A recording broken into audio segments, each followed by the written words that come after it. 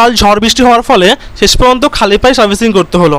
So hi hello, আমি শুভ নিয়ে চলে এসেছি একটা নিউ ব্লগ। কাল একটি মুসলিম ব্রাইডের রিসেপশনে পরিবেশনার দায়িত্বে আমরা ছিলাম। সমস্ত কিছু রেডি করার পরে যখন নিমন্ত্রিত অতিথিরা খেতে বসে সেই মুহূর্তে শুরু হলো প্রাকৃতিক বিপর্যয়, আর আমাদের সার্ভিসিং বন্ধ করতে হলো কিছুক্ষণের জন্য। তার একটাই কারণ, প্যান্ডেলে এমন কোনো জায়গা নেই যে যেখান থেকে জল পড়ছে না, সব জায়গাতে জল টোপাচ্ছে। সমস্ত খাবার ঢাকা দিয়ে আমাদের দাঁড়িয়ে থাকা ছাড়া আর কোনো উপায় নেই। প্যান্ডেলের ভেতর দাঁড়িয়ে থেকে আমরা সবাই ভিজছি, যেহেতু বাইরে ঝড় হচ্ছিল তাই বাইরে যেতে পারছি না। আর এখানকার অবস্থা দেখো, প্যান্ডেলে প্রত্যেকটা জায়গা দিয়ে এরকম জল চুয়ে চুয়ে পড়ছে। জানি না প্যান্ডেলটা কে তৈরি করেছিল। তার মধ্যে চলে গিয়েছিল কারেন্ট, আর কোনো জেনারেটরের ব্যবস্থা ছিল না। তার মধ্যে বারবার কারেন্ট আসছে আর যাচ্ছে। দেখতে পাচ্ছ প্রত্যেকটা জায়গায় এমন অবস্থা, নিচে কাদা হয়ে গেছে, আর যারা খেতে বসেছিল তারা উঠে গেছে। ঝড় বৃষ্টি কমলে আমরা খালি পায়ে হয়ে খাবার সার্ভিসিং শুরু করি, কারণ নিমন্ত্রিত অতিথিরা একবার যখন এসেছে তাদেরকে তো না খাইয়ে পাঠাতে পারি না, তাই খাবার দাবার আবার চালু করলাম। এরই মধ্যে আবার ঝড় বৃষ্টি শুরু হয়ে গেল।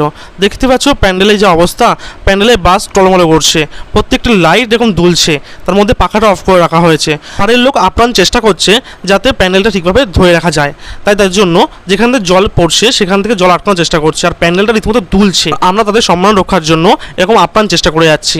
তো আজকে ব্লগটা এইটুকুই, দেখা হবে নেক্সট ব্লগে। টাটা।